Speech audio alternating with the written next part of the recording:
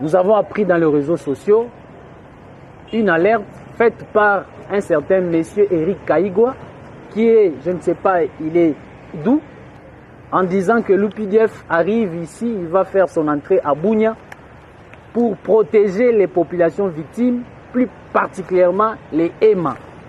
C'est faux et archi-faux. C'est du mensonge pour vouloir séparer les communautés. Retenez que l'UPDF, ce sont nos partenaires dans le cadre des opérations conjointes FARDC-UPDF. Dans ces opérations, elle ne viendra pas ici pour une seule communauté. Il ne viendra pas pour la communauté Ema. Elle viendra pour toute la communauté. Les Lendu, les Bira, les Nyali, les Ndokebo, les Mambisa, les Ngiti, pour toutes les communautés vivant en Ituri dans le cadre des opérations conjointes FARDC-UPDF. Selon Eric, dit que l'UPDF viendra pour les Ema et contre d'autres tribus. C'est un menteur, quelqu'un qui veut diviser les Ema. Est-ce que les Ema vous ont donné mandat de parler pour eux?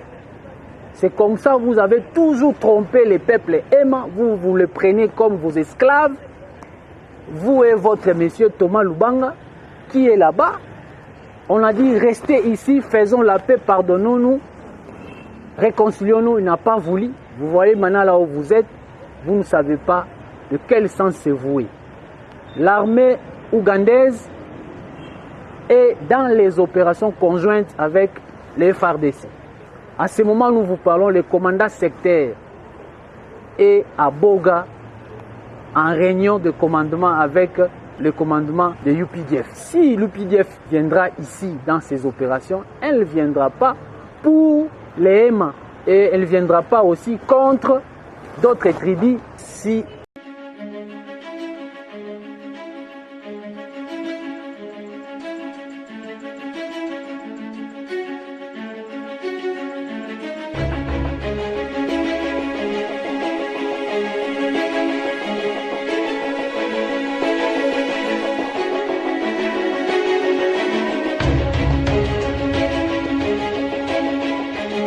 Comme vous le savez, nous sommes en train de faire des consultations auprès des acteurs sociopolitiques dans la perspective de l'appel lancé en urgence par les deux églises catholiques et protestantes pour réunir tous les Congolais dans un forum pour le consensus national afin d'obtenir un pacte social en faveur de la paix et de bien vivre ensemble, une urgence au regard de la crise dans laquelle se retrouve le pays aujourd'hui. Donc ce soir, nous sommes venus rencontrer le groupe Le Sursaut National pour partager avec eux notre vision de la mise en place de ce forum, de l'organisation de ce forum, les objectifs, la méthodologie. On a particulièrement parlé de commissions thématiques préparatoires de ce forum. Et ils ont été très réceptifs.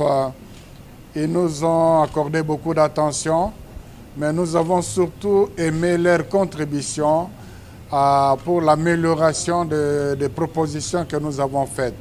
Donc le projet est acceptable, recevable.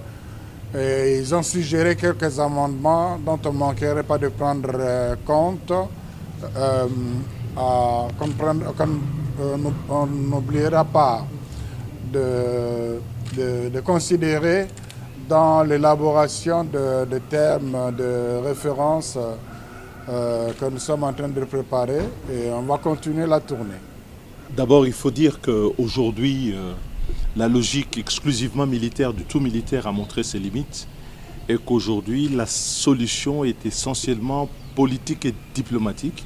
Et il faut explorer toutes les voies pour qu'une telle solution qui épargne à la fois les vies de nos concitoyens et préserve la stabilité de notre pays et l'intégrité de notre territoire par-dessus tout, puisse voir le jour en associant toutes les ressources. Et donc, une initiative prise par nos pères spirituels nous paraissait d'intérêt d'être entendue. Nous avons formulé, en ce qui nous concerne, un certain nombre de préalables, mais aussi un certain nombre de contributions pour pouvoir notamment faire face à des écueils que nous avons rencontrés par le passé et répondre aux contraintes de la situation telle qu'elle se présente aujourd'hui. C'est un processus qui vient de démarrer et nous pensons qu'on en fera bon usage en les communiquant à qui de droit, parce que dans ce processus, il y a des responsabilités.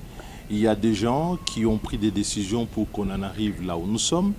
Il y a des groupes qui ont agi de façon contraire au pacte républicain, à notre constitution, à nos lois et à la façon de pouvoir vivre ensemble. Donc il faut corriger tous ces éléments-là pour que le pays puisse retrouver sa vraie respiration, qui pour nous est une respiration démocratique qui n'a plus sa place aujourd'hui. Et c'est pour ça qu'une telle initiative qui associe la dimension politique et diplomatique nous paraît être la bienvenue, à la condition de répondre à l'inclusivité, à d'autres critères, notamment celle de la redevabilité, de la responsabilité des uns des autres, et surtout tenir compte de l'intérêt de nos concitoyens et non pas ceux de la classe politique.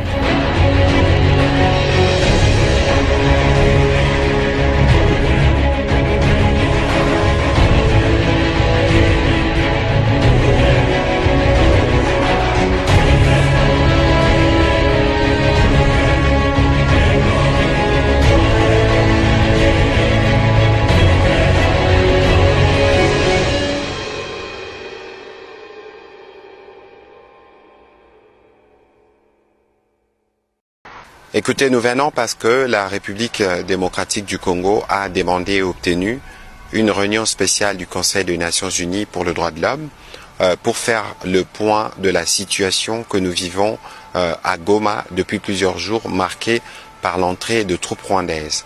À leur arrivée, ils ont bombardé des camps des déplacés, ils ont tué des populations civiles, ils se sont attaqués au personnel de la MONUSCO en tuant, ils ont tué les personnels de la SAMI RDC, mais tous ces crimes qui ont été commis dans un contexte où ils ont privé la population d'eau et d'électricité, dans un contexte où la population ne voit pas ses droits élémentaires respectés, donc il était de notre droit de venir ici au Conseil de droits de l'homme pour discuter justement du sujet avec toutes les conséquences qu'il y a sur les droits de l'homme en République démocratique du Congo, avec le besoin d'obtenir un mécanisme qui nous permettra d'envoyer des enquêteurs sur place et être en mesure de faire les bilans. Parce qu'aujourd'hui, nous parlons de plus de 3000 morts et tout ça n'est que provisoire parce que nous devons savoir effectivement combien de Congolais sont morts. Ça, c'est ce qui est prévu demain. Mais entre-temps, aujourd'hui, nous avons eu l'occasion de faire un briefing avec toute la presse internationale ici accréditée pour qu'elle puisse comprendre le contexte de ce que nous sollicitons du Conseil national, du Conseil des Nations Unies pour les droits de l'homme, mais aussi toutes les implications qu'il y a depuis l'entrée des troupes rwandaises à Goma et son occupation illicite. Nous leur avons expliqué que le fondement principal de cette guerre portée par le président Kagame, c'est de garder ses mains sur les ressources minières de la République démocratique du Congo. Nous, comme peuple, nous sommes mobilisés derrière le président Félix Antoine Tshisekedi, qui est résolument engagé dans le cadre du processus de Luanda, par exemple, pour amener la paix dans l'Est de la République démocratique du Congo. Et donc, c'est autour de toutes ces questions que nous avons eu l'occasion de discuter et d'apporter des réponses à la presse qui a été très intéressée à connaître les détails de la situation en RDC. L'inspection générale des finances a souhaité rencontrer son Excellence Madame la Première ministre, chef du gouvernement, pour présenter tout d'abord les encouragements sur les efforts qui sont en train d'être menés dans le cadre de la rationalisation de la gestion publique. En effet, il y a un mois, un arrêté interministériel finance-budget venait d'être pris sur instruction de son Excellence Madame la Première ministre, chef du gouvernement, qui met de l'ordre dans l'exécution des dépenses en procédure d'urgence. Désormais, on ne peut exécuter en urgence que les dépenses sécuritaires et les dépenses en rapport avec le déplacement des chefs des institutions. Les choses sont maintenant beaucoup plus claires pour l'inspection générale des finances qui est au niveau de la chaîne de la dépense. Et nous en avions également profité pour présenter à l'autorité des dossiers économico-financiers qui sont en train d'être traités par l'inspection générale des finances et qui méritent une attention particulière du gouvernement. Voilà l'objet de notre visite. Oui, il y a eu plusieurs dossiers. Nous avions parlé avec l'autorité des dossiers Ségus. Nous avions parlé des dossiers exécution des exonérations dérogatoires. Nous avions parlé avec l'autorité les dossiers importants des subventions que les fonds de promotion à l'industrie FPI accorde, alors que la loi qui régit FPI est claire. Le FPI n'a pas vocation à faire des subventions. Le FPI est là pour accorder des prêts remboursables aux industriels. Nous avions évoqué aussi les dossiers en rapport avec l'élargissement de l'assiette fiscale, avec la découverte de certains contribuables qui étaient opérationnels dans les banques commerciales mais qui n'étaient pas connus de notre administration fiscale. C'est un travail que l'inspection générale des finances a mené et qui sera mis à la disposition de la direction générale des impôts pour exploitation. Donc il y a eu plusieurs dossiers, voilà lesquels que je peux vous donner. Comme toujours, ce n'est pas la première fois que l'inspection générale des finances vienne auprès de son Excellence Madame la Première ministre, chef du gouvernement, pour échanger autour des dossiers économico-financiers. Et elle a été très réceptive et vraiment elle a promis de s'impliquer comme elle a fait avec des dossiers précédents que l'inspection générale des finances lui avait présentés. Nous avions senti son implication et une évolution positive dans le traitement de ces dossiers. Abonne-toi sur Section Rumba TV